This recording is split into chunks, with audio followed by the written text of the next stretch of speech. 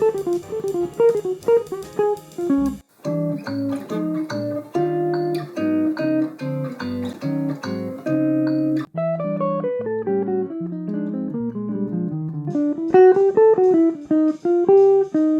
some tunes have a lot of changes, and then there's that high tempo, and it can be really hard to play any organic or melodic lines, and then you have to sort of follow the chords. The chords dictate sort of what you play, and that's not the way it's supposed to be. So in this video I'm going to show you 9 steps that will help you get a little bit more relaxed on those fast changes. So I picked the tune Moment's Notice, and I'm going to show you some technical exercises. I'm going to help you understand the chord progression itself. I'm going to show you some lines that you can use. Last but not least, I'm going to show you how I practice this tune and how you can build a practice routine for yourself. So let's get right into it.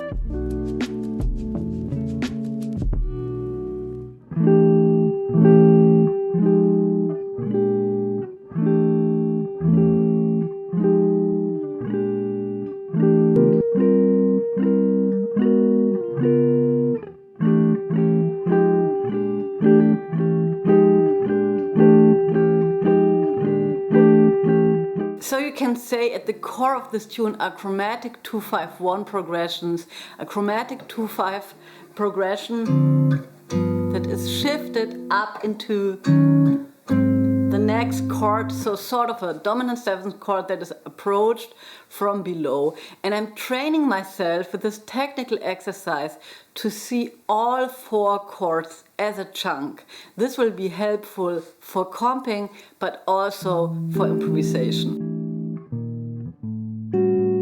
And it's all about hearing those changes, so I'm going to record myself a very slow looper. I'm going to try to hear what's going on here.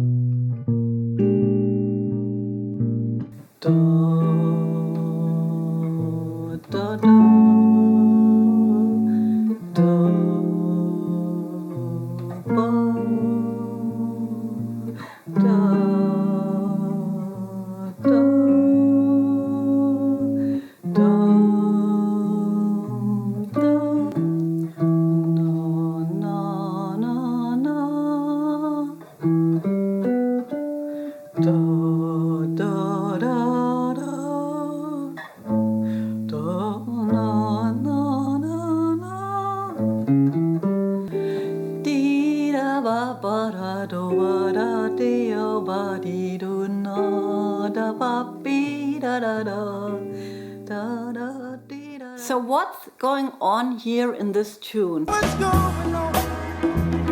What's going on? If you have a look at the first 4 bars, you could be thinking it's only a 2-5-1 in E flat major, right? So F minus 7, B flat 7, E flat major. But then we have that 2-5 that is going to shift into the F minor chord, like E minor, A7, shifting into the 2-5 to E major.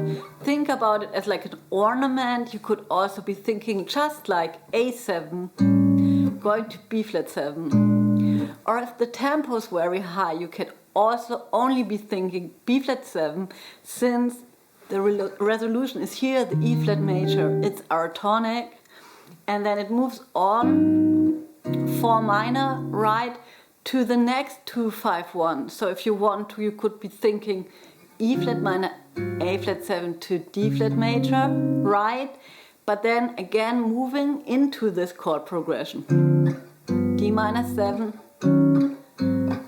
and then again you could be thinking G7, A flat 7, going to the D flat major 7. And then something very typical happens, right? The tune is in E flat, we're going to the minor parallel, we're going to the 4 chord with a 2-5, with a secondary dominant and 4 minor. And then again we have the same thing. Actually it's like a 2-5-1 to G flat major, and the G flat major, right, is on the flat 3rd degree of the E flat major. That happens very often in bridges of ballads. Check it out. So here we start. We could be thinking 2-5-1. And again, we just have that chromatic below 2-5, shifting. And again, you could be thinking C7, D flat, going to, and then the tune repeats. Right, this is like a 2-5 going back to E flat, but seems to be too boring, so we shift a little bit in between. I'm having this cat cup. I'm selling mugs that are not like this. So my advertising skills are very low still.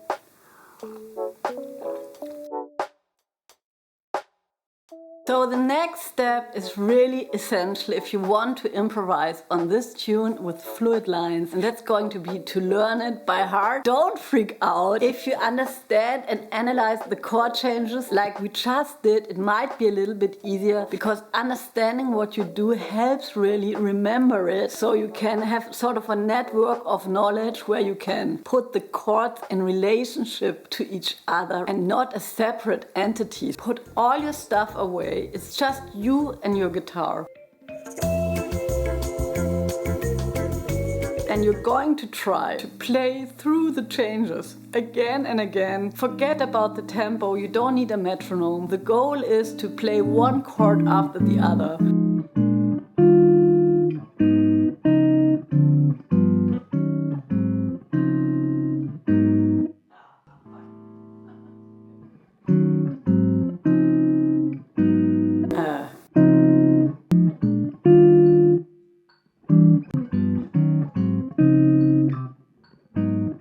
Oh fuck, but I didn't get enough coffee today.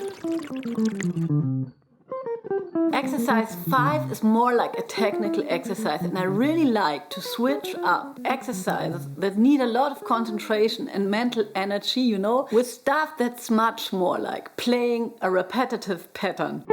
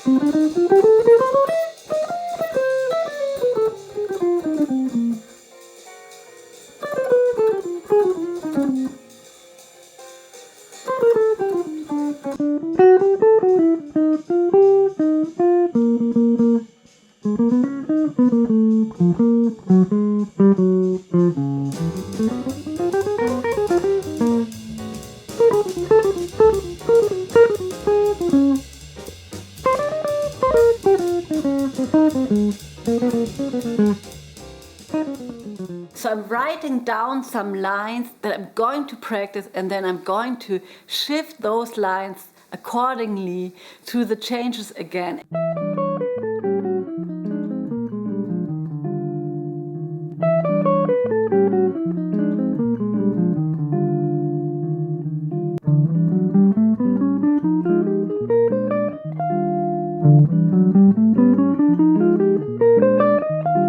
Keep it fairly simple, right? I'm trying to play simple lines that I can play on a higher tempo. Also try to end on a color note, like in this case I'm ending on the F of the E flat major chord. And then I'm making a playlist on Spotify. I'm looking for all the recordings of moments noticed, and I'm just going to listen to them. And after I have been practicing like this, I'm going to write down what I did, and then I'm going to continue practicing those same exercises for 7 days. Don't have to practice all the exercises every day, but I'm sticking with this tune for 7 days, and then I'm taking a break of 7 days, and then I'm starting over for 7 days. And that's kind of a rotating system, and in this way I'm really making sure that I'm not forgetting the tune. So you work on it and you take a break and you come back. So if you like this video, you also might like this video about my jazz practice routines, just some ideas for practicing stuff, and I see you next week. Goodbye. I really want to say thank you to my patrons. It really means a lot, and just want to mention the new ones. Hello Stefan Prager, hello Darren Kaffley, and hello Klaus Deininger. Thank you so much for supporting me.